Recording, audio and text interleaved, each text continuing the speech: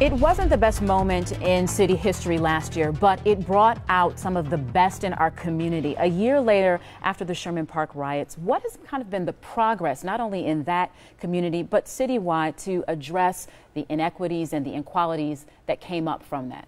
Well, this is an issue that I've been talking about for years. You've got a lot of great things going on in the city, and I love being the cheerleader for all the great things that are going on. We talked about that earlier in the show. But what really gnaws at me, and I think a lot of people, is that there are parts of the city where there's too much hopelessness, there's too much crime, there are public housing issues and transportation issues. And so I think this put a spotlight on the frustration that a lot of people feel. So I think that incident was a flashpoint, and so what it's allowed us to do, I think, is to capitalize on unfortunately, what was a tragic event, and have people appreciate the work that we've been doing. Just this week, for example, we announced that the Obimo Harris Bank, the city is partnering with a couple of developers, and that's going to become sort of a community hub. And across the street, BMO Harris is investing to build a new branch there. So they're not abandoning the neighborhood. There's still a lot of movement on the gas station. Again, the very flashpoint. The owner is interested in rebuilding there. We want to make sure that that's done in a way that is accepted by the residents. You're seeing activity in Sherman Park.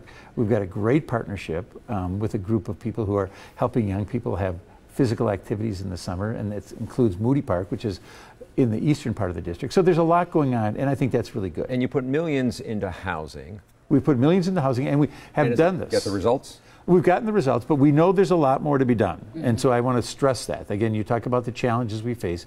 There are still too many boarded up homes, but we were able to take $1 million that we received from the state, from the Volkswagen settlement, to demolish some homes, another $1 million to rehab homes. But we've sold 1,500 homes in this city, the city has, and we're very aggressive. I want these houses in circulation. I want families living there. Property taxes. Sure, and I've seen some of the homes that Strong Blocks has been able to rebuild right in that Sherman Park area. But it's also important to know that Sherman Park is not the most neediest community in Milwaukee when it comes to dealing with some of these issues that became the flashpoint in that community. Right, and that's one of the things I've been saying for a year, is that this happened to Sherman Park.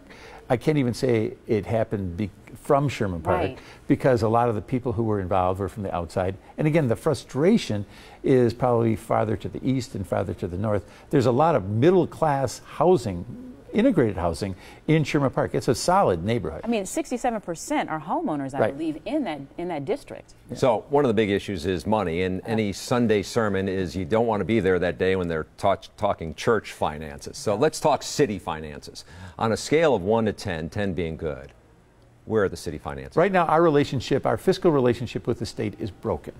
That's all I can say. It's broken. We have to fix it. I think people don't recognize how much of an investment we're making in public safety. This year's budget spends $302 million for the police department. Now, to put that in perspective, the tax levy for the whole city is $263 million.